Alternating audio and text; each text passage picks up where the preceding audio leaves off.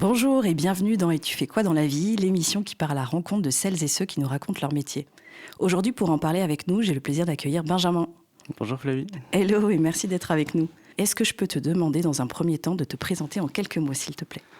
Alors je m'appelle Benjamin, j'ai 34 ans, j'ai les cheveux courts, noirs et puis je suis originaire du Finistère, plus précisément de Plougastel, donc le pays de la fraise, je ne sais pas si tu connais. Et je suis arrivé dans la région il y a un petit peu plus d'1 an. Super. Et la fameuse question, Benjamin, et tu fais quoi dans la vie ? Alors je suis géologue, chargé de mission, médiation en géologie. Ok, c'est très précis. Est-ce que tu peux finalement nous expliquer en quelques mots en quoi consiste ton métier ? Oui, bien sûr. Donc, le métier de géologue, donc déjà, c'est l'étude de la Terre en général, étudier les grands processus de formation de la Terre, des montagnes, des océans. On essaie de comprendre comment sont formées les roches, les paysages qu'on observe aujourd'hui. Et en fait, en tant que médiateur scientifique, mon objectif, c'est d'expliquer tout ça à des publics scolaires, à du grand public. Donc, en fait, je fais de la vulgarisation scientifique. J'essaie de rendre accessibles des sujets complexes, justement, pour tout le monde. D'accord. Donc c'est vrai que je pense qu'on va développer ça dans ton parcours. Qu'est-ce qui t'a donné envie de devenir géologue et quel a été ton cheminement jusqu'à ce métier ? Alors depuis tout petit, j'étais attiré par les cailloux, les roches. En fait, tous les étés, je partais à la montagne avec mes parents pour faire de la randonnée. Donc je ramassais énormément de cailloux comme la plupart des enfants. Donc quand on rentrait, le coffre de la voiture, il était plein.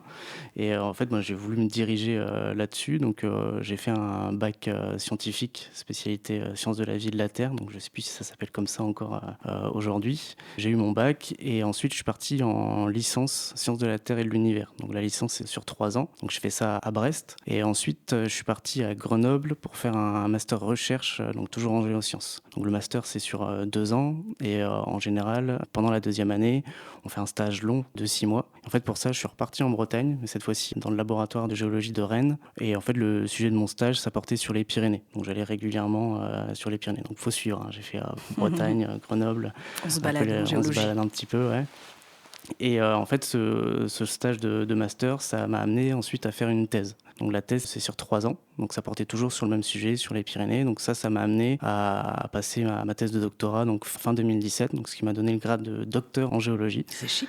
Ouais. Et après ça, en fait, j'ai voulu arrêter la recherche, parce que pendant la thèse, c'est vraiment de la recherche pure, vraiment de la recherche fondamentale, écrire des articles scientifiques. Et je me disais que j'avais pas envie de faire ça toute ma vie. Ce qui m'a plu vraiment pendant mes études, c'était de partager ce que je faisais, et donc d'expliquer aux gens ce que je faisais pendant des réunions, des conférences, des congrès. Et donc j'ai voulu me diriger vers la médiation scientifique.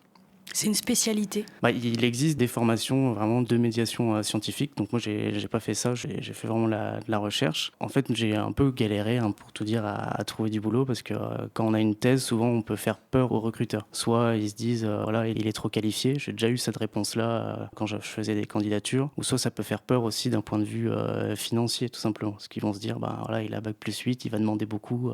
Donc ça peut être un peu compliqué. Donc j'étais au chômage pendant 1 an et demi à peu près. Ensuite, j'ai trouvé un boulot dans une boîte qui fait de la prestation dans le secteur du tourisme industriel. En fait, ça m'a amené à travailler en tant que guide conférencier dans un laboratoire souterrain en Lorraine qui se situe à 500 mètres sous terre, en fait, qui étudie la possibilité d'un stockage de déchets radioactifs en profondeur. Je faisais visiter ce laboratoire en fait, donc à du grand public, des scolaires, des institutions, des délégations étrangères. Donc j'ai fait ça pendant 3 ans, vraiment ce métier de guide conférencier. Et ensuite, je suis passé manager de l'équipe des guides. Et donc j'ai fait ça pendant un petit peu moins de 2 ans. Et au bout d'un moment, en fait, j'avais fait un petit peu le tour, j'avais besoin de changement. Parce que là, quand tu te dis que tu arrives à expliquer des choses très complexes et en même temps à réfléchir complètement à autre chose, c'est que tu as fait le tour. Et donc, j'ai commencé un petit peu à chercher autre part. Puis un jour, il y a une offre d'emploi qui est sortie pour le Géoparc mondial UNESCO du Beaujolais. Donc, j'ai postulé. Et donc, je suis arrivé ici en septembre 2024. Donc en tant que médiateur scientifique donc, au Géoparc. Toujours heureux dans ce poste-là.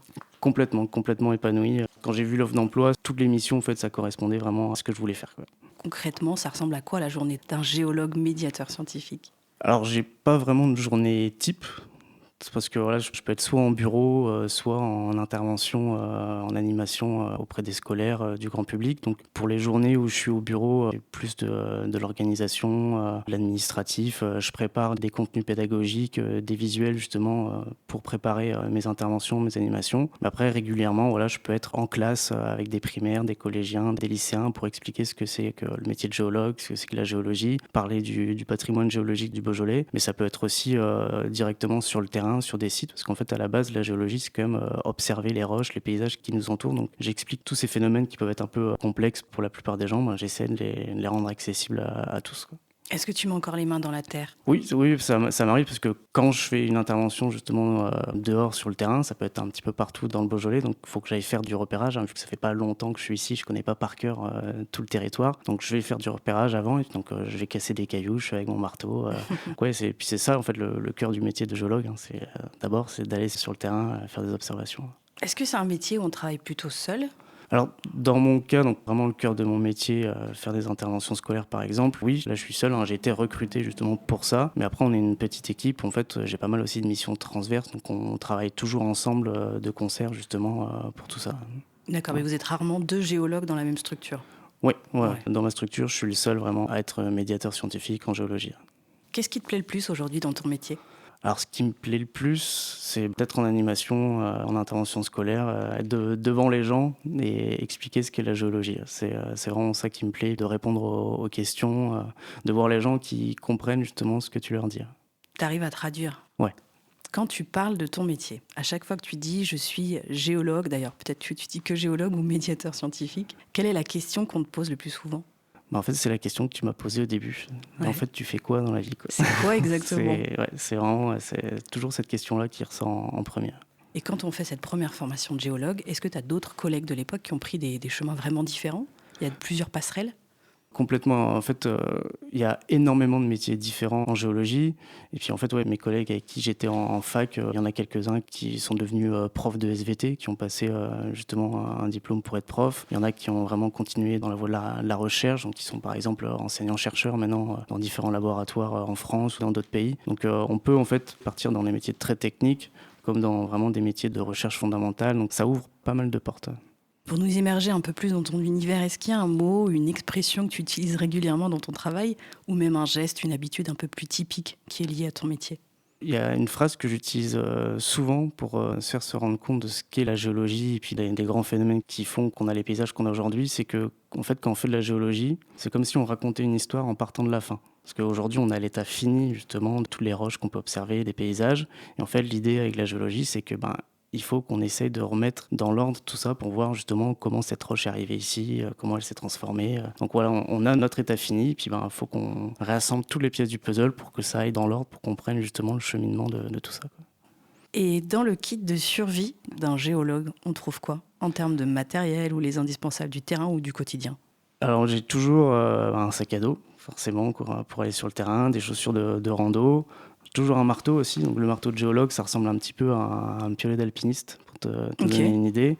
J'ai une loupe aussi, une carte, de l'acide chlorhydrique. Ça Ah peut oui. paraître bizarre, mais ça À quoi permet ça sert? ça permet de faire des tests justement sur certaines roches quand on a des doutes pour voir s'il y a tel ou tel minéraux à l'intérieur. De l'eau aussi pour la voix. Parce que quand je suis en sortie ou en classe à faire des interventions, je parle tout le temps. Donc au bout d'un moment, la voix elle commence un petit peu à flancher. Et après, j'ai toujours aussi des visuels pour expliquer mes propos. Un tableau blanc avec des crayons pour faire des dessins aussi en direct. Puis forcément aussi un casse-croûte quand on va sur le terrain. Donc un gros sac à dos quand même. Ça va. Pour poursuivre, on a parlé de plein de choses, on n'a pas encore parlé des qualités qu'il fallait pour exercer ce métier. Et selon toi, c'est quoi les qualités humaines indispensables? Alors il y en a plusieurs, donc déjà il faut aimer les gens, parce que dans mon métier on est en contact direct avec les gens, il faut aimer parler devant des gens aussi, il ne faut pas être trop timide quand on est devant une audience par exemple, il faut aussi savoir se remettre en question, ça c'est clé aussi pour faire le métier de médiateur scientifique, aimer apprendre aussi tout simplement, parce qu'on apprend tous les jours, il faut aussi être patient. Parce que par exemple, quand on a une classe un petit peu turbulente devant soi, faut réussir à souffler, être patient, être réactif aussi. Il faut savoir répondre aux questions. Des fois, il y a des questions qui peuvent être soit un peu à côté du fil qu'on est en train d'avoir, ou alors d'un coup, on peut avoir une question où en fait, on se rend compte que la personne en face, elle a plus de connaissances que ce qu'on pensait. Donc, faut s'adapter, être réactif toujours à ça. Puis être organisé aussi. Parce que justement, on peut digresser aussi assez facilement suivant les questions qu'on a, mais il faut toujours avoir le cap de, à la fin, je veux arriver à ça. Donc, il faut savoir digresser, donc être organisé justement dans ce qu'on dit aussi. Puis surtout aussi, il faut être passionné. Si on n'est pas passionné quand on explique quelque chose, les gens en face, ils vont pas forcément être passionnés par ce que tu racontes. Embarquer les gens. Il faut embarquer les gens, donc pour ça, il faut aimer ce qu'on raconte, tout simplement. On change un peu de chapitre, mais on parle énormément aujourd'hui, c'est vrai, de transition énergétique, de risques naturels, sécheresse, accès à l'eau ou même de séisme. Ouais. Est-ce que ton métier aujourd'hui se retrouve au cœur de ces grands sujets de société? Et est-ce que tu peux nous dire si ces enjeux transforment votre manière de travailler aujourd'hui? Alors oui, complètement. Donc ouais, toutes ces thématiques, tous ces enjeux, c'est une grande partie des métiers de la géologie. Parce que quand on est géologue, on n'est pas seulement chercheur dans un laboratoire à gratter des cailloux par exemple, hein, ou alors à aller étudier directement sur le terrain, mais il existe énormément de spécialités en géologie. Donc par exemple des géophysiciens, des géochimistes, des géologues miniers de carrière, des géotechniciens aussi, des hydrogéologues. Donc on a énormément de spécialités différentes. En fait, la géologie, elle est vraiment tout autour de nous. Donc moi j'aime bien faire prendre conscience justement de ça, que la géologie elle est partout. Et en fait en tant que médiateur, je m'attache beaucoup à faire prendre conscience aux gens de tout ça. Par exemple concernant les risques naturels, c'est donc grâce à des géologues qu'on peut surveiller par exemple des volcans ou des séismes, les niveaux des nappes phréatiques, leurs évolutions, les crues, les inondations, les sécheresses, les retraits, gonflements des sols aussi, on entend beaucoup parler en ce moment. Et en fait tout ça à la base, il y a un géologue qui est derrière pour étudier tout ça. On peut pas dire quand un phénomène va se passer en détail, par exemple un volcan qui va rentrer en éruption ou quand va se passer un séisme. Ça c'est encore compliqué à faire, hein. On n'a pas encore les technologies pour, mais grâce quand même aux technologies qu'on a aujourd'hui, en fait comme on amasse énormément de données, on peut prédire plus facilement et en fait on peut surtout s'adapter justement à ces risques-là. Donc ça c'est en partie grâce justement au métier de géologue. Ces enjeux par exemple de séisme, ils étaient là avant. Ils sont là aujourd'hui, ils seront là demain, donc ça change pas foncièrement le métier de géologue, mais c'est surtout en fait l'évolution des connaissances, l'évolution des technologies qui va changer la manière de faire. Donc là, on a beaucoup de technologies qui nous permettent de faire énormément de choses avec des nouveaux types de capteurs qui vont nous aider en fait dans le métier de géologue et donc d'améliorer nos connaissances sur ces phénomènes et s'adapter en conséquence. Et après, ce qui est aussi important, c'est concernant la transition énergétique aussi. Les métiers de la géologie, c'est vraiment au cœur de tout ça, surtout concernant les ressources minières, parce que les ressources, en fait, c'est le nerf de la guerre, et depuis toujours, hein, depuis l'âge de pierre jusqu'à aujourd'hui, on a toujours utilisé des roches. Les hommes de Cro-Magnon, sans le savoir, ils étaient un petit peu géologues quand ils récupéraient des cailloux pour faire des outils. Parce qu'ils ont pris, par exemple, ce qu'on appelle du silex pour faire des pointes de flèches, des couteaux. Ils n'ont pas pris une autre roche. Donc, mine de rien, en fait, on se sert de la géologie depuis toujours. Et puis, pour les ressources, en tout cas, à l'actuel, c'est très important parce que, par exemple, pour fournir des centrales nucléaires, on a besoin de ressources minérales. Pour construire des éoliennes, on a besoin de ressources. Pour construire des panneaux solaires, c'est pareil. Pour faire de la géothermie, on a besoin d'étudier justement le sous-sol pour savoir si c'est tel ou tel endroit qui est le plus propice pour faire de la géothermie. Donc, on s'en rend pas compte, mais c'est quand même une certaine responsabilité. Puis après aussi, d'un point de vue un peu plus technique, quand on construit un bâtiment, on a besoin de roches, donc il faut les chercher. Donc ça, c'est le travail aussi des géologues.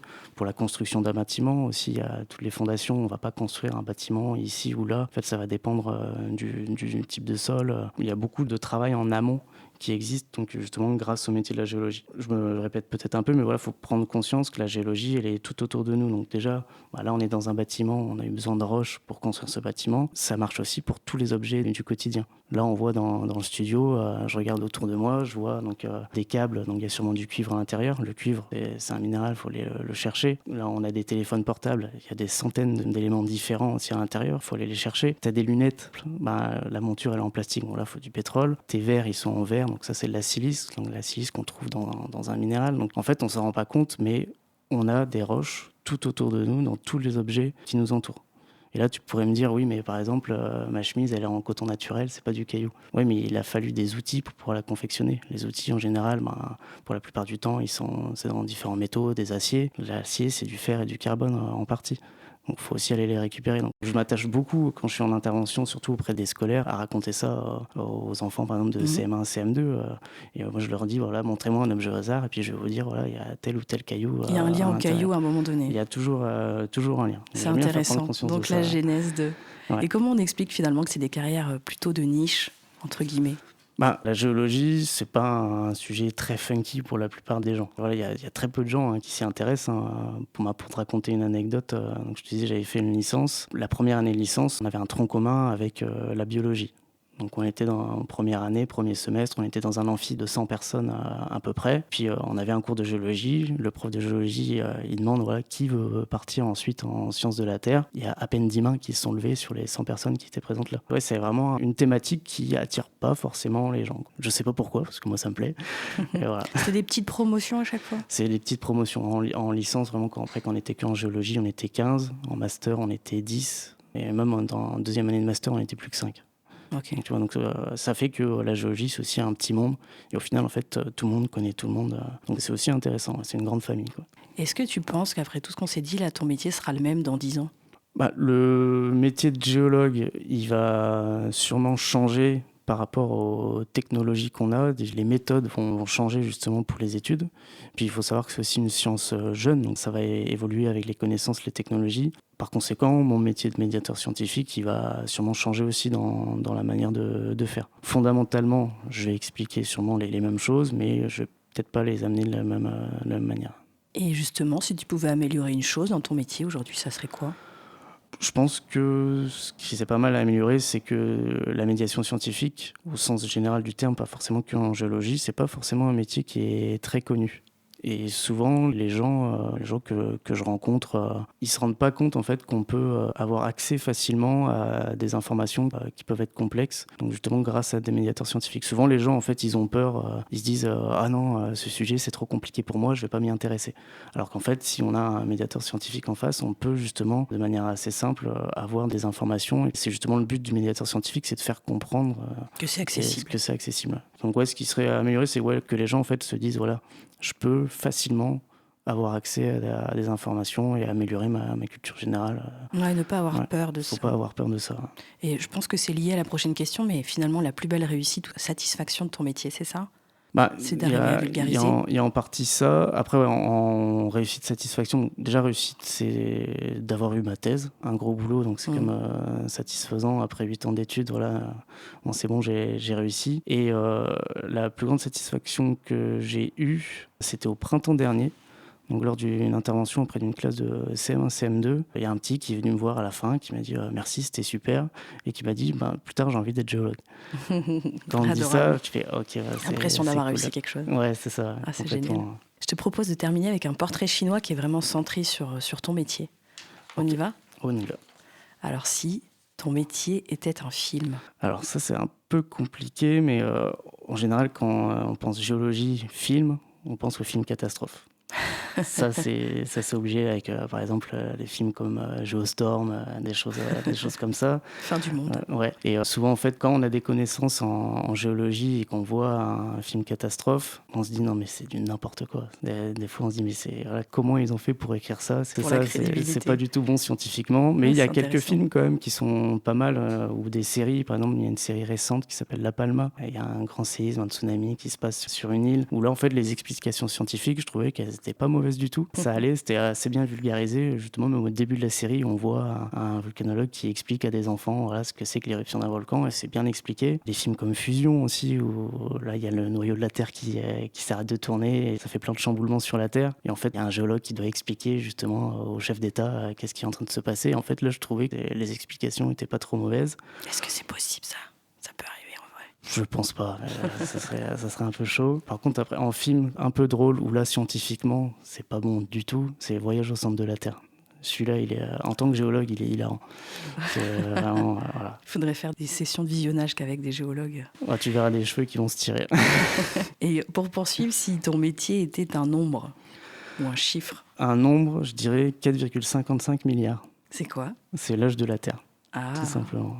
Très bien. Ouais. Et finalement, si ton métier était un sport? Alors j'avais pensé à l'escalade. Que l'escalade, on est en contact avec les roches, qu'on est en train de monter une voie, et en fait, le fait de monter une voie, on va vers un objectif.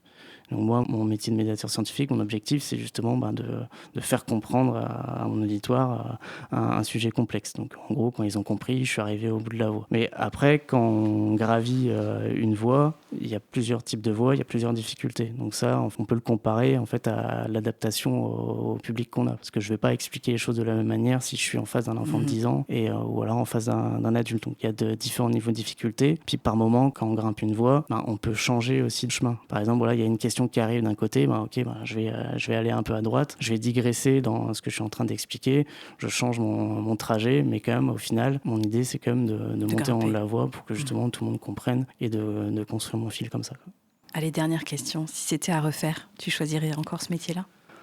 Je pense que ouais. Et je pense même que je ferai le même parcours en fait que j'ai eu, parce que pour faire le métier de médiateur scientifique, il n'y a pas besoin d'avoir une thèse en géologie. Mais le fait d'avoir une thèse en géologie, ça me permet justement je pense, d'avoir je dirais pas une bonne manière, parce que voilà, il n'y a pas de bonne ou mauvaise manière, mais j'ai une approche, je pense, qui est assez intéressante dans le métier que je fais. Puis comme je te disais aussi, j'ai travaillé en tant que manager, donc ça m'a apporté pas mal de compétences aussi d'un point de vue organisationnel et aussi relationnel, parce que ça j'en ai pas parlé, mais en médiation scientifique, c'est aussi beaucoup de relationnel. Ça s'adapte aux gens, il y a vraiment un côté humain qui est assez important, hein. Une posture aussi à avoir. Donc il y a aussi beaucoup de relationnel en médiation scientifique.